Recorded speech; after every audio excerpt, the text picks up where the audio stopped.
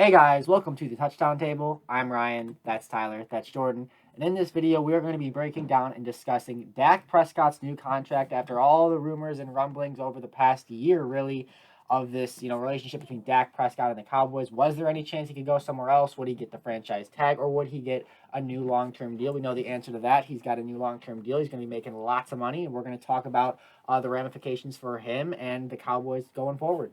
Yeah, and when you say lots of money, you mean lots of money because it's $160 million deal on 4 years. So divide that out, $40 million a year plus benefits are on that as well. So Dak Prescott is going to be making a lot of money. You'll hear our opinions on it as we go, but I'll just tell you right now, I like this move from the Dallas Cowboys. It definitely is a good one, and there's going to be talk about saying, was Dak Prescott overpaid? I believe he's the third highest paid quarterback in the league now. And honestly, I think that's deserving. I know he's coming off the injury, which is tough to judge on how he's going to be. But before the injury, he was close to top three in the league, and he's still young. Got a lot of time left in his career getting to his prime. I like this move. It's a brand move for the Dallas Cowboys to get their quarterback for another 4 years.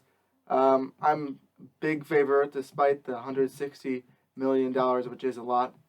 So I like it. Yeah, I like it too. I mean, I think that when it comes to the quarterback position, sometimes you're going to have to give up a lot, whether that's draft capital or, in this case, money. And I mean, I know it's a lot. And, Dak Prescott, he's not quite on like a Patrick Mahomes level yet, but he's just shown so much potential in the time that we've seen him healthy. He has really played well. And as Tyler mentioned, kind of veered towards that top five, potentially top three level at times when he's playing his best. He started this 2020 season before he got hurt. He was playing really well. It's a shame that we couldn't see that finish out. He got hurt in week 5 against the Giants. Then it was a mess the rest of the way under center for Dallas. But now Dak's getting paid. He's going to be healthy next year, and this Dallas offense is going to be fun to watch. Yeah, and I think Dak Prescott might just be the most underrated quarterback in the NFL. And I know a lot of people think he's good, but I think that he is $40 million good. That's just my opinion. People might think differently, but I think that it is really good. And as Ryan said, going back to the start of last year, the only reason the Cowboys were even doing anything is because of this guy, Dak Prescott, $40 million guy, Dak Prescott, because their defense was atrocious, and Dak Prescott had to put up like 40 points a game just to try to stay in games. He was playing at an MVP level to start off this season last year. I think he's a really good quarterback. I think he's in his prime. I think that he's a Cowboy. I think they really like him down there. All the teammates really like him, and I just think he is a good quarterback for that team. Being the Dallas Cowboys quarterback is a tough job because you get scrutiny for being on the Cowboys just in general, but then you're the leader of that team. I think Dak does a fantastic job of that with the Dallas Cowboys, and I'm glad he's able to stay there. And I'm excited to see what he can do throughout these next 4 years and possibly beyond because I feel like he's the guy to stay there for a while.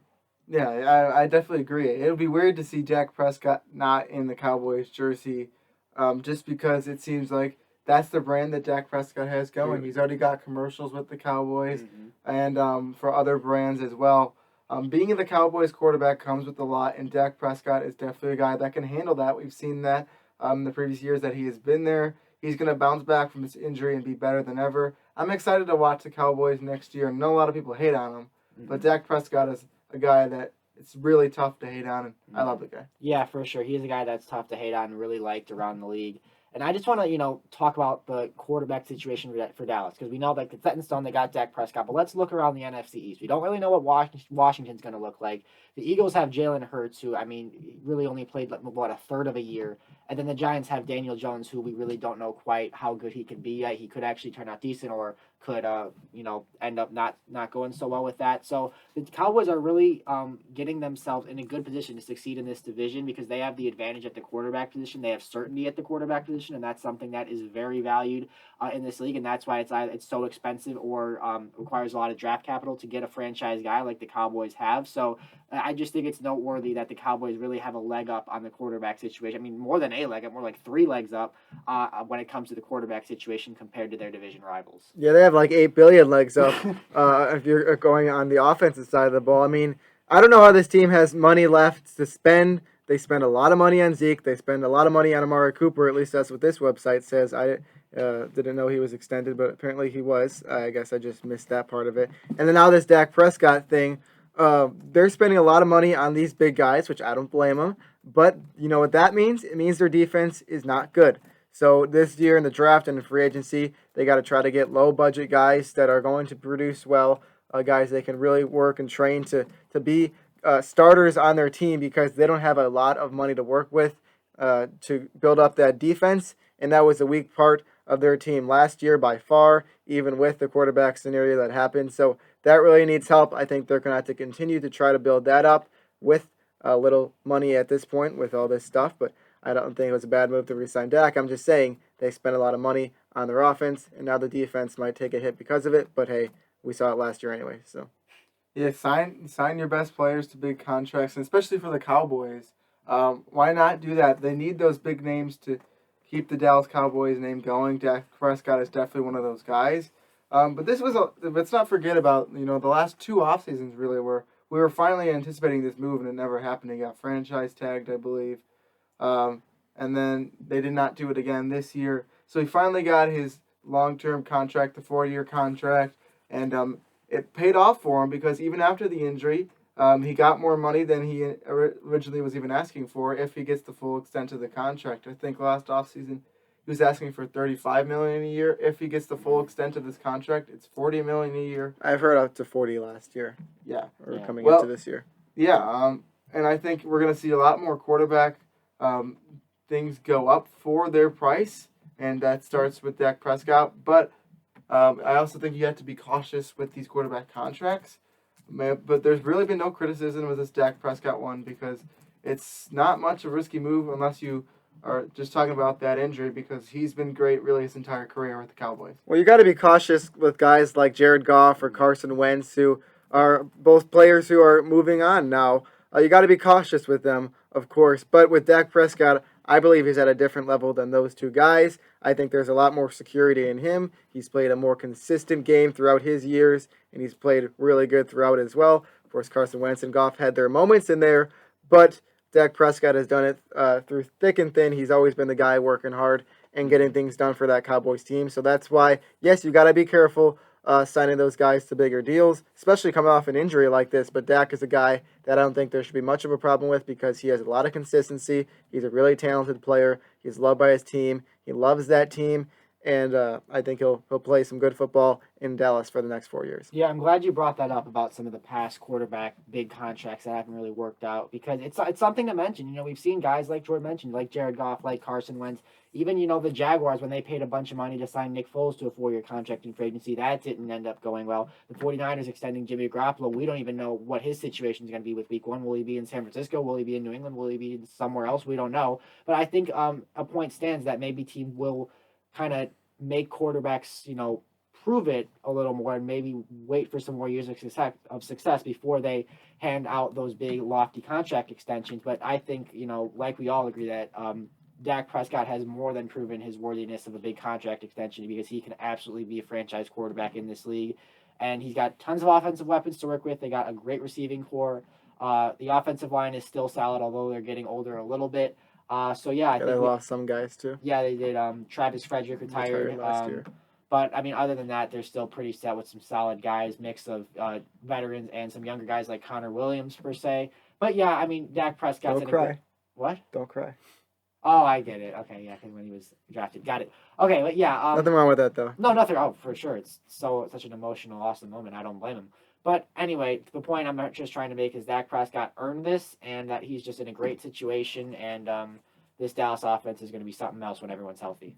It definitely will be, and something I wanted to just talk about, not really to be of much concern, but I actually went and commented on an Instagram post talking about the Dak Prescott thing, saying, like, he's here to stay, and I was like, well, we said this about Deshaun Watson last year.